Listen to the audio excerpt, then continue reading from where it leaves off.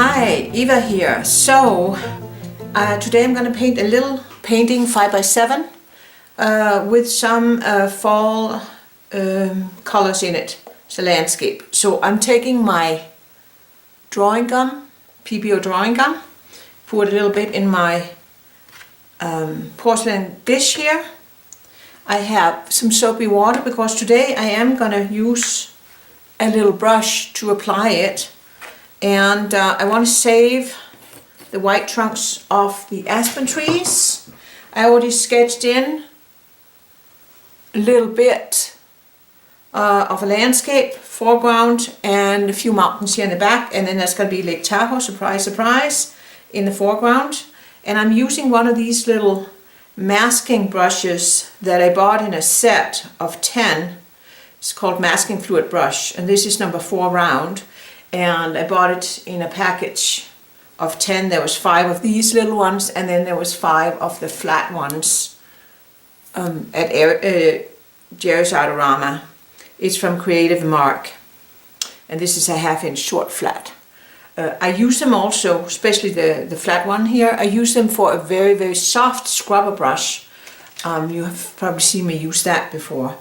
And these are cheap brushes, but still, I still like to be able to use them more than once, so I'm going to do my little soapy water trick here.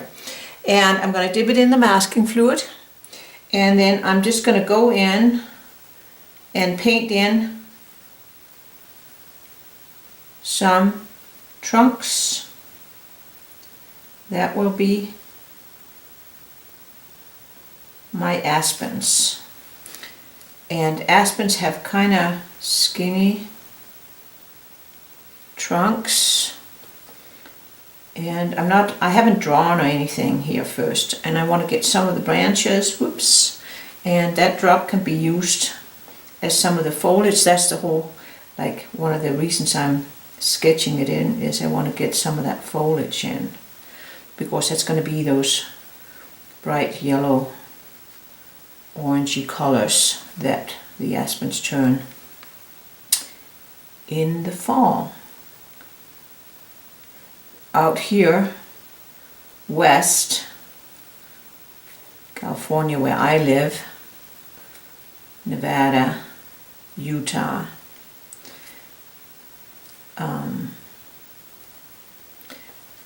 and I know Colorado too, we do get fall colors, but it's not nearly as spectacular as you get in the Midwest and of course on the East Coast, because we mainly have aspens, maybe some cottonwoods and stuff, that gets the colors. And if you're out by the coast here in California, you know, they have lots of the oak trees, but the oak trees, they're not deciduous out here, most of them are not. And so they don't really provide much of that beautiful foliage that East Coasters and Midwesterners get. And I get to see it in a couple of weeks, because I am going to take a workshop with one of my all-time favorite artists, Colin Holman. If you haven't checked her out, go check her out. I'm so excited. It's going to be the first time I take a workshop with her. So I'm flying out I'm going to fly into Midway in Chicago, because I'm going to do a road trip in connection with taking the workshop. So first I'm going to go to Madison, Wisconsin, and visit the parents of my son-in-law. And then I'm going to drive up to Washburn, up in northern Wisconsin on Lake Superior, where Colin has her studio and where the workshop's going to be. And so I'm going to spend, I think it's 6 days up there. And then I'm going to take the northern route and drive around and down to Pickle Street Art Studio in Michigan, because I'm going to teach a workshop there. Just a 2-day workshop at Pickle Street Art Studio in Hopkins, Michigan. It's between like Kalamazoo and Grand Rapids. And so I'm going to teach a 2-day workshop there called Painting Vibrant Floors in Watercolor. So if any of you are living out there east, in the Midwest, Michigan, Illinois, Wisconsin, and you want to join me, there's still room in the workshop. So you can just go on Pickle Street's website if you're interested in checking that out. Or even if you're not going to take that one, but if you didn't know about Pickle Street art studio in Hopkins, Michigan, you can check it out. She has a lot of great workshops going on there. So anyway, I get to see lots of fall colors, I'm hoping. Should be the right time of year for that kind of stuff. So getting some good little clumps here. I don't know if I'm overdoing it. We'll see. The thing about masking fluid is it leaves you with a lot of hard edges. So, you know, it saves you the white of the paper, but there's a price to pay. So let's see how this is going to go. And then maybe I'll do one more little trunk back here to catch up on these here.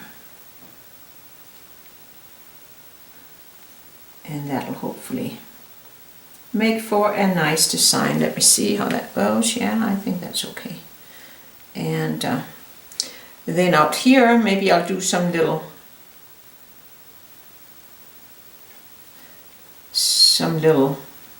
maskings, maybe some little bushes and stuff. Some of the bushes, they turn a lovely red, bright red actually.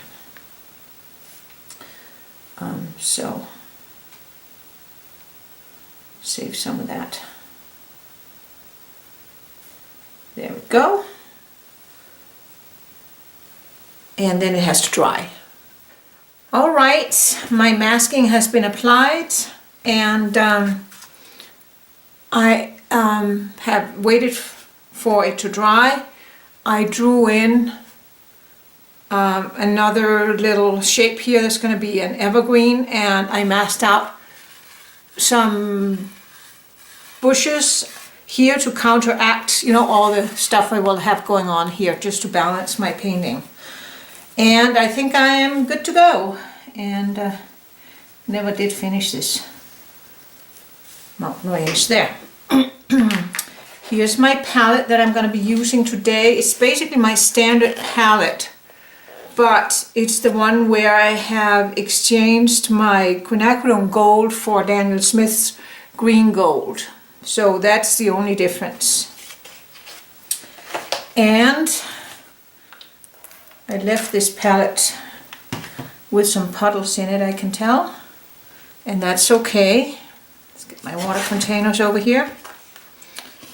And I'm going to start out with the sky. And my sky, I'm going to make it cobalt blue. And I might put a little bit of my Peacock blue from Holbein in. Make it a little bit more intense, since, you know, that's a good color for these fall skies we have. They're so brilliantly blue. So there's that. Ready to go. And what I have here is I have my little porcelain container, and it has a little dab of the Da Vinci Iridescent Phthalo blue in it. I think is the color I have here. Sometimes I like to have a little bit of that sparkle from iridescent colors on my water, so that's what I'm going to be using for that, I think. And I can put a little bit of that in the sky, and we're good to go. Let me rinse this brush out. See this brush here? It's one of my favorite. 1/2-inch dagger brush. This is the one that you can get nowadays from Royal Gold, I think, Taklon Gold they're called, and I had it in a bag and it got kind of crooked a little bit, so I'm trying to straighten out the hairs. Normally that's gonna be doable after, you know, wetting them, and often I use a little bit of warm water and kind of massage them back into shape, and the best thing is to not do that to your brushes, right? So I am putting water on the sky all the way almost down to my little mountain range here, and I'm using my number 30 Mimic Squirrel brush from Creative Mark. Those are the brushes I buy from Jerry's Adorama, or I think you can also get them on Amazon. So you can see there's that, and I'm just going to run my color in from the top. And you know the sky is darkest, it's darkest at the top, and then it goes lighter as it moves down towards the horizon. And I'm just using gravity to help me distribute the color. Rinse out my brush here, and it's just, and I dab it so that it's just damp, not wet, and then I'm just going to go in and try and get the color all the way down to my mountains. And I want it quite light here, and I have it lighter on this side because I think I want to have the light come this way, and that way it can hit those beautiful aspen leaves. There we have it. And just do a couple a little like that while it's still very wet. Okay, so there's that, and I like to move my paper and have gravity help me out here, make a nice smooth color, and I'm going to keep an eye on it, and while I do that I can use the mountain range as a separator. And so that way I can actually get the water of the lake painted also. So here we have it. Put a little bit of water on, and I like to do my brush strokes horizontal when I'm painting water, so that's why I have it on this side. It's an easier stroke for me. And let's get a little bit of that sparkly stuff in there. I'm dipping in this one, and here I have a little bit of Daniel Smith's GreenGold in with some Cobalt blue. I'm going to take the sky color, put that in, and get all that in my painting ASAP. There. And I'm going to soften the edge down here towards the land because that gives me more options. And I think I'm going to go in a little bit more cobalt blue and then some of that sparkly color with a little tiny bit of the green in. Dab my brush here, and before it's too dry, can go in from both sides and push in a little bit more color here from the sides. I always like to do that because I feel it kind of pushes you into the picture. I hope you can see that. A little bit more here. Alright, and then things are probably drying up there, and what I would like is to get a little bit of some of that foliage in. So I'm going with some transparent yellow, and I'm going to grab a little bit of my Quinacrodone red, mix that up here, and also have a little bit of the GreenGold here. So the GreenGold is a very pushy color. It'll push away other colors. And so if I can dab a little bit of that in over where I have my masking fluid, that would be really ideal. Of course, that way I don't get such hard edges, which is, you know, the problem with masking fluid is you get these really hard edges. So let's get some more in here. And I'm trying to get a little bit of the red in too. And I'm skipping where the mountain is because I'll have to paint the mountain first and then do the same thing. Put a little bit of the GreenGold in here.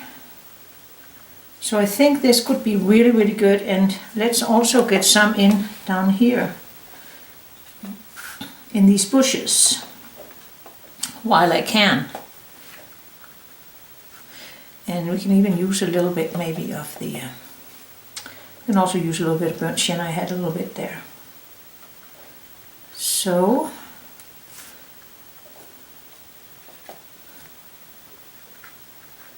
a little bit of the GreenGold.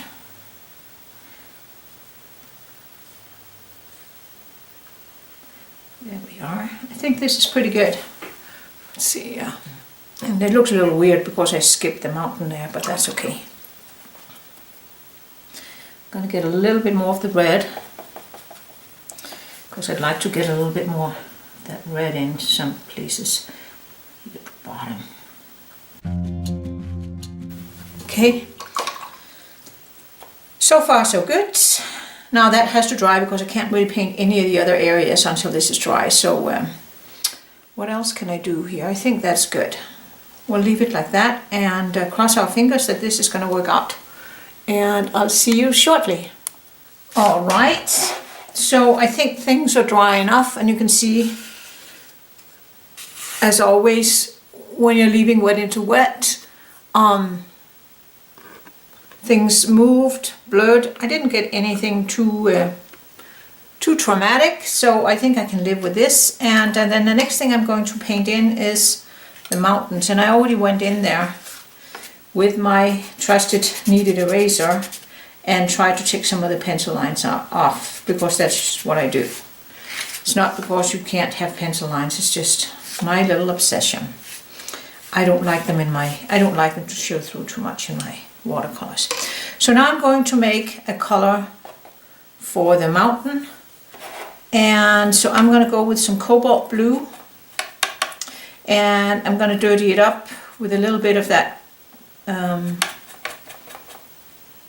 burnt sienna I have here. All right, that'll work. I don't want them too dark, but oh, I also have some purple over here that's very watered down. Let's use that too. So then I have two colors. I always like to have more than one color to put on my mountain, so that builds in a little bit of color variation, and it'll look like there's some, you know, texture in the mountains. There's valleys and, you know, rock outcroppings and stuff like that. So putting just some water inside the mountain shape, and I painting right over this gap I have here where the trees are overlapping the mountain. So here we have it. I don't know if you could see that, but now I'm going to run in some of that color I put. I mixed, and so putting some of that on my mountain shapes. And the picture, the drawing is fairly busy with the trees, and there's going to be things in the foreground and stuff, so I don't want to do a whole lot of stuff to these mountain shapes. That little bit of color variation, I think, is going to be good enough. We'll see. So I'm just dipping my brush. I think I'm using number 8. Yeah, I'm using around number 8, but that was just because that's what I had in my hand at the time. So just going in here, putting on a little bit more color, varying the colors, and let's just take a look at the shapes here. Yeah, just to fine tune a little bit here and there. And I think I want to do it a little bit darker back here. There, not too bad. And I might let it dry just a little tiny bit. Let me rinse my brush out. I might take a little bit of French Ultramarine blue and a little bit of Sienna from here to get a little bit of a darker color before things dry too much on me. I like to put in a little bit more dark here and there. And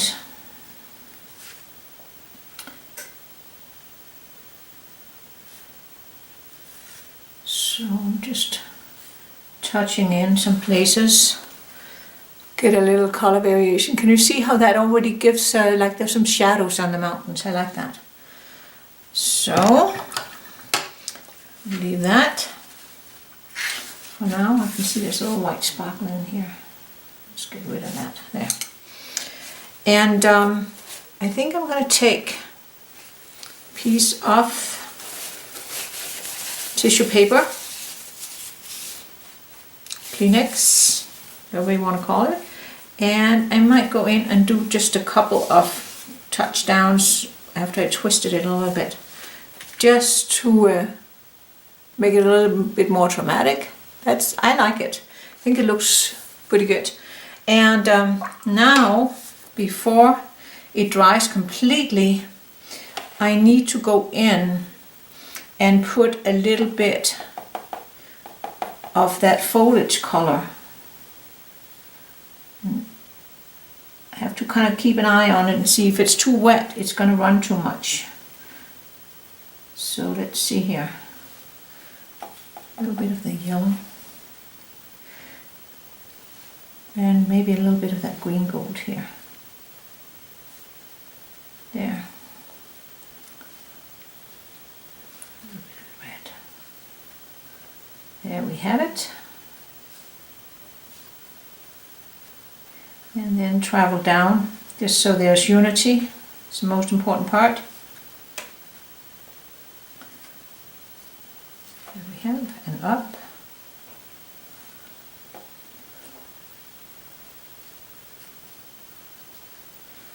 Okay, let's take a look. I might dab out here a little bit, it's a little dark. There. I think this can work. Now the trees don't look like they're cut across in the middle. And then there's no time like the present to get the foreground in. So I have puddles I can use. Pretty happy with that. The only thing I think I might need a little bit more of is actually this French Ultramarine blue, so I'll put that there.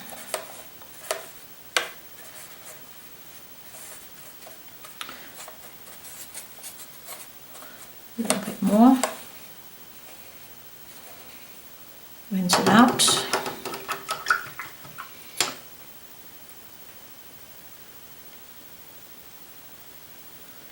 And take some clean water, and I'm just going to go in. Whoops, that wasn't exactly clean. There was some yellow left in that brush. Just clean it out. There.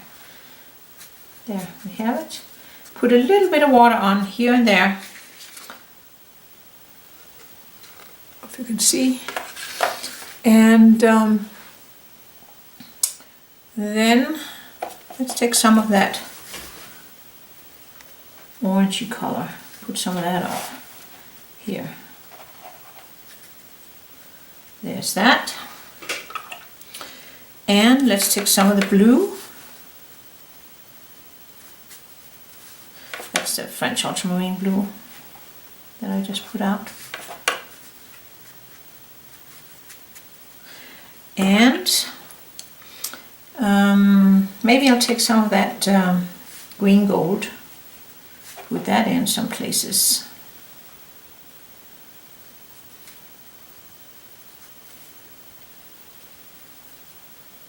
There.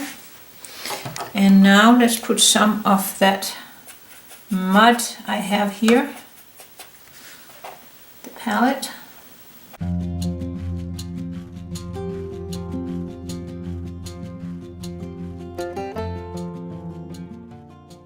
There. That's pretty good. Rinse my brush out. There's that. And just dab in a few little dabs here and there. Make sure to connect these things.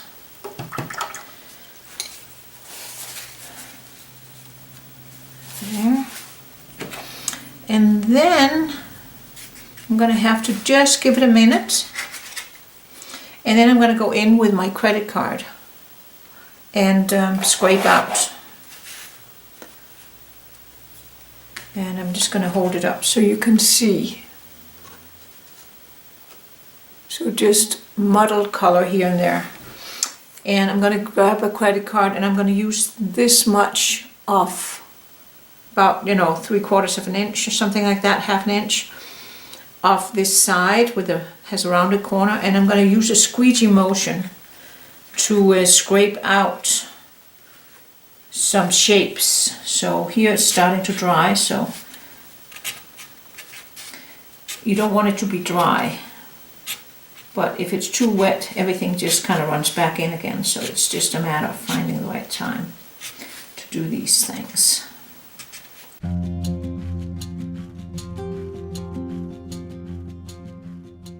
So, can you see now we have kind of some rocks and some weeds and who knows what going on here. And I'm going to use the pointy part now. I always cut my cards in on an angle, and then I have two pieces that I can use for this kind of stuff. So I'm just going to scrape out some grasses.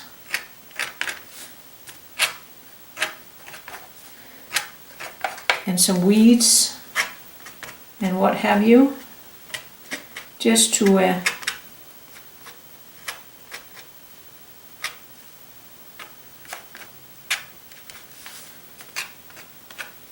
make a little something happen in the foreground there. And while it's still damp, I think I might go in with a little bit more the French ultramarine blue, and then in this puddle here where it's toned down, and maybe just dab in some of those areas where I can see it's still wet to just emphasize some of these rock shapes. Would be really nice. And I could even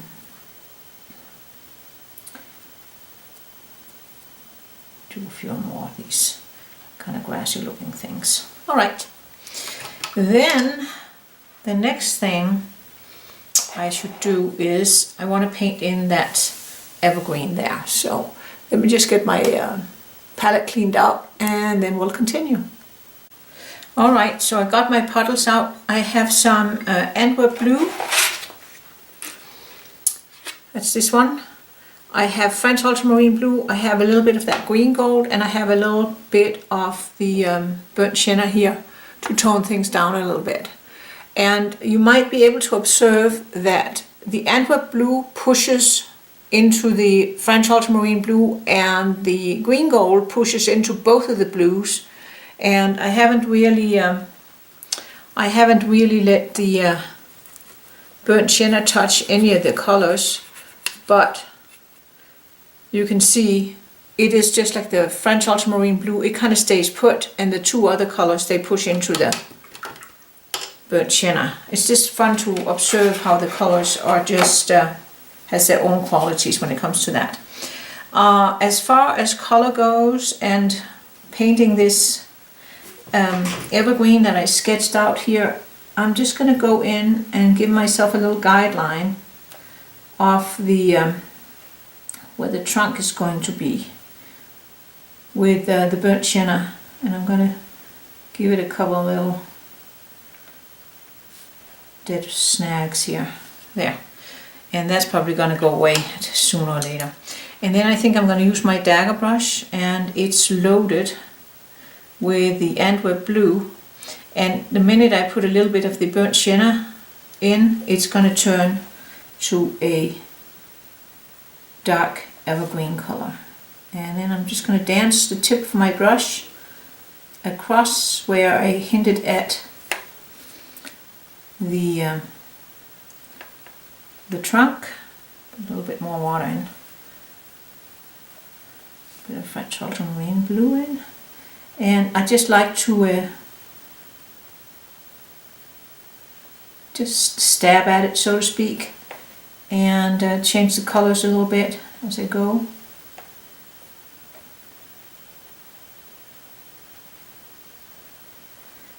And just think about evergreens, how they are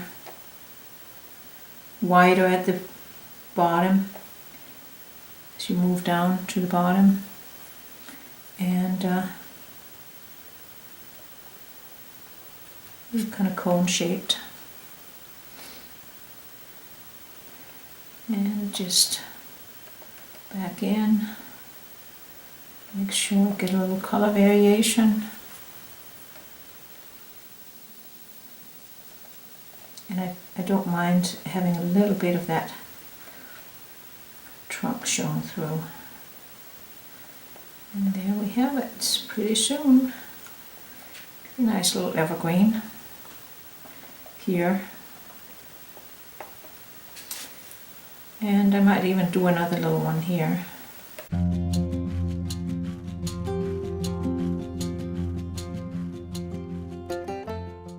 And I might indicate that there's one back here.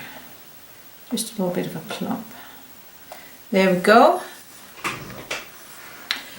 And let's see. I think I might go in and just stab at a few other little shapes back here, some little baby ones that are sticking up here.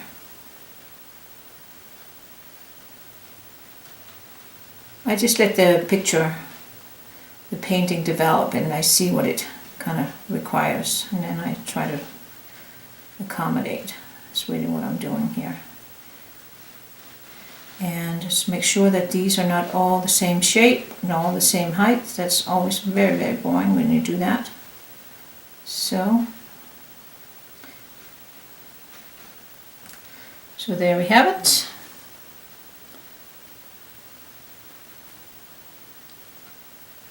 And maybe do a little bit here behind to see if there's something coming up behind those bushes. There, I think that's going to be it. Let's see, yeah, that looks fine. And then the next thing we have to do is take the masking off. And everything has to be dry before I do that. And I'm going to get right back to you when I've done that. Alright, I removed the masking fluid with my rubber cement eraser. And this is the part of the painting I always am least excited about, because I always think it looks awful when I take the masking off.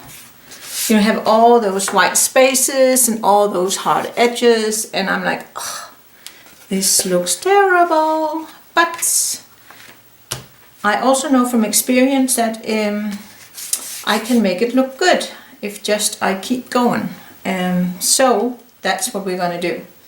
The first thing I'm going to do is I'm going to mix myself a little bit of a shadow color. So I'm going to take a little tiny bit of the burnt sienna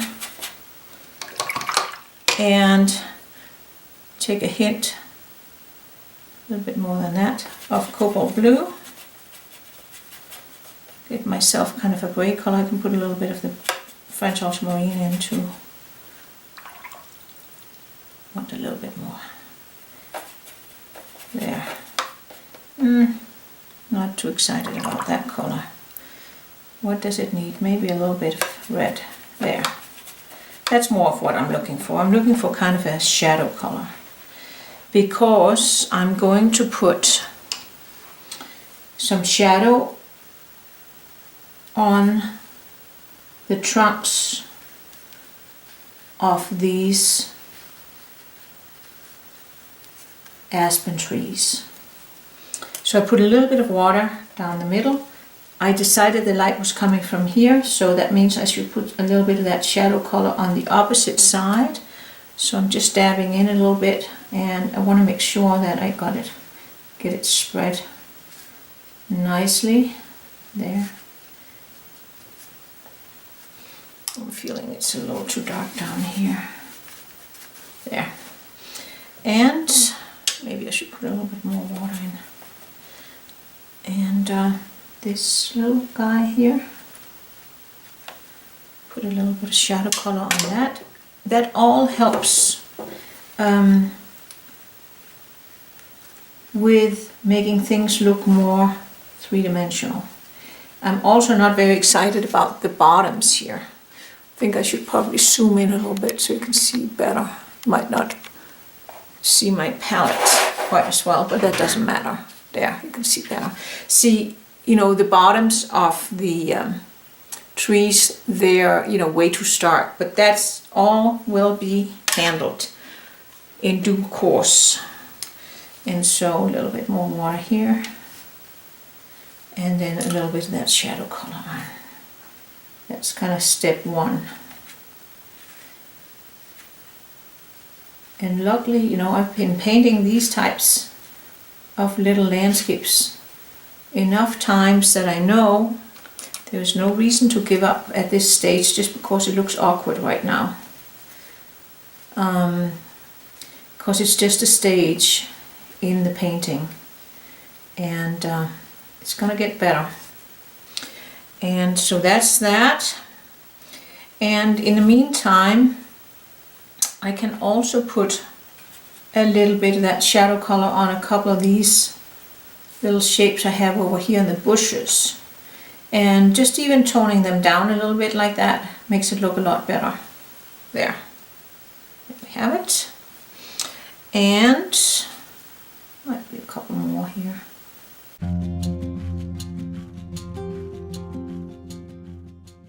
There. And then rinse this brush out. Then I am going to get some more of the transparent yellow and the GreenGold. Maybe I'll take a little bit of the burnt sienna and a little bit of the red. That's going to be to paint the foliage. And then one other thing I'll be doing is I'm going to take, while I'm at it, I'm going to use this green to create a really dark kind of blackish color. So I'm going to take a little bit of red into it. Red and green, they're complementary colors. So here, can you see already? That only took me that one little bit. And I have a nice dark black, and that's what I'm going to be using for the markings on the aspen trees. And I wonder if they're dry enough. I think they might be. So I'm going to have very little water, dabbing my brush a whole bunch of times on my paper towel, and just like this, taking off all the extra liquid, putting my painting on the side, and then I'm just going to drag my brush, the side of my brush, across here and get some of those dark markings on. And see, that already helps a lot with diffusing the bottom of those trees that I was just mentioning a minute ago that I don't like. But again, I know that once I start putting some of those aspen markings on the trees, that's going to take care of some of that ugliness. And so I'm just moving my brush up here while it's still nice and dry. Put a little bit on some of the little side branches, the trunks here. And I'll probably also go in later, once I have the foliage on, I'm going to go in and use some of that dark color to do some of the little side branches, because a lot of times they actually look more black than they look white when you look at them in the light. They're kind of, it's like they are more backlit. So I'm just doing some little squibbly work here too, since I have that dark on my brush, and just to break up that line here a little bit, some of the lines a little bit. There we go.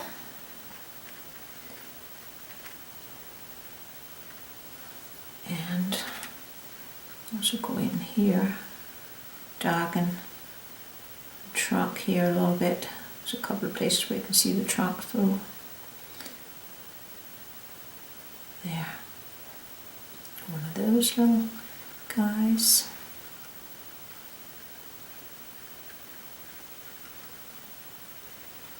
So just looking at my painting and seeing what might be a good plan.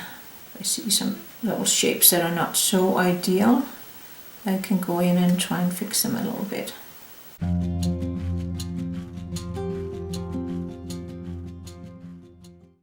That was the first part, and then the next part is I'm gonna mix my yellow, or some of my transparent yellow out here. There we have it. There. And I'm going to get some of that GreenGold. Now if you don't have GreenGold, you certainly don't need it. You can use the yellow and the red, and you can use maybe a little bit of a blue if you want to create some greens. But that GreenGold is more of a yellow than anything. And take that shadow color out.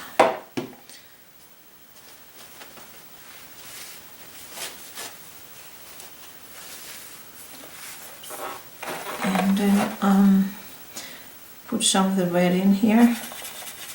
That's my Quinacrodone red. So these three colors, they are going to do my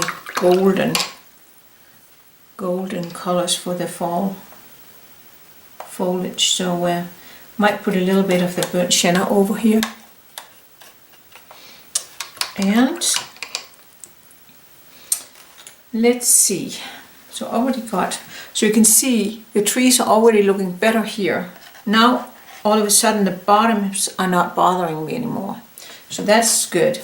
So let's go in and put some of those fall colors on.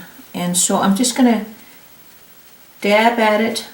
And actually what I often like to do is I like to take my dot bottle. It's the one that just kind of, if I tap it, will give me some little water drops, and that'll help make my color go on more random. And see, the whole idea is, of course, I want to have these white stark areas blend in with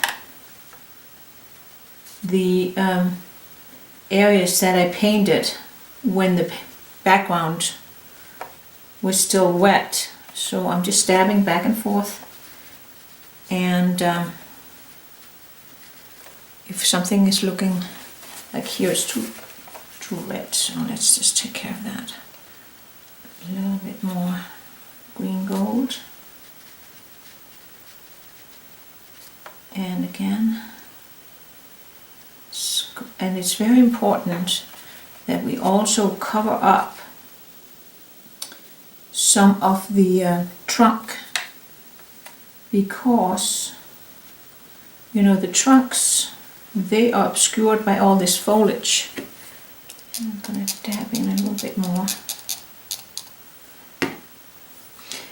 but I think it's already beginning to look a lot better. At least I think so. And so just working my way down, and it's fine if there's a few little white sparkles here and there.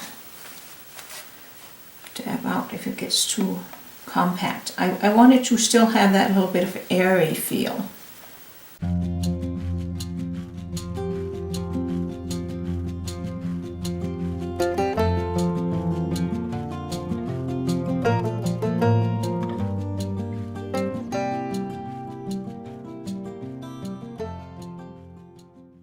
It's pretty okay now. A little bit more out here. Good Sienna maybe. It's a little too much, but no panic. We pick it up there.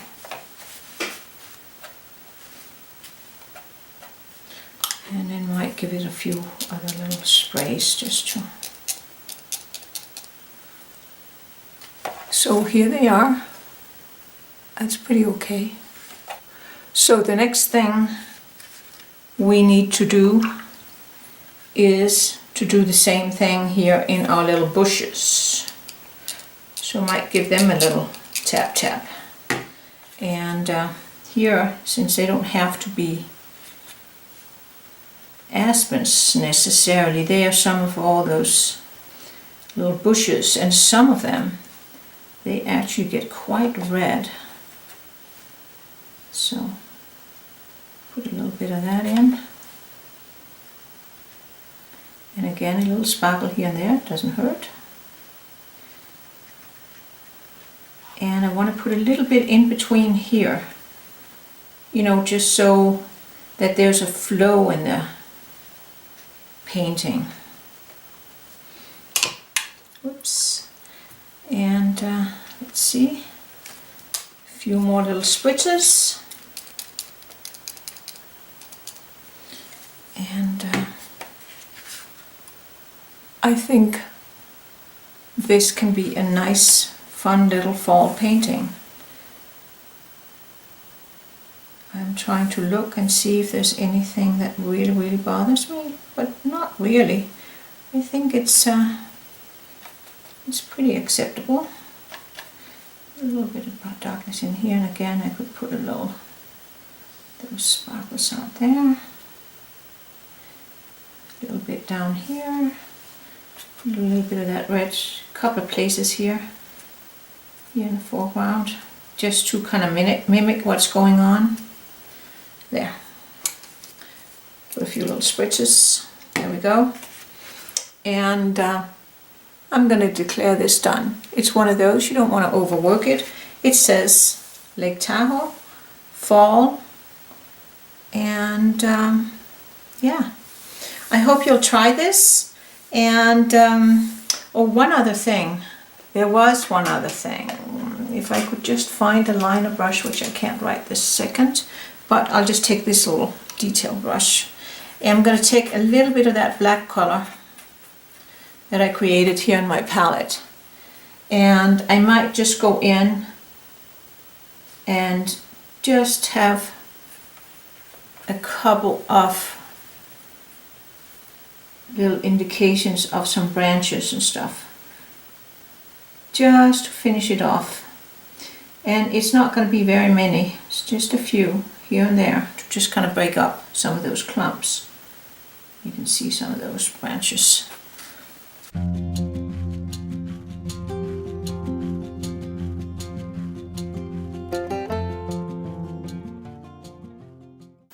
in front. Anyway, there we go.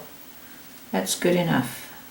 You know, I think it's high time that I stop actually. There, otherwise it gets overworked. So we're going to call that a day. I hope you enjoyed this little video, and I wish you happy painting. And if you haven't already, please subscribe to my channel. I have a lot of other YouTube videos and more to come. So with that, enjoy, keep those brushes wet, and see you soon.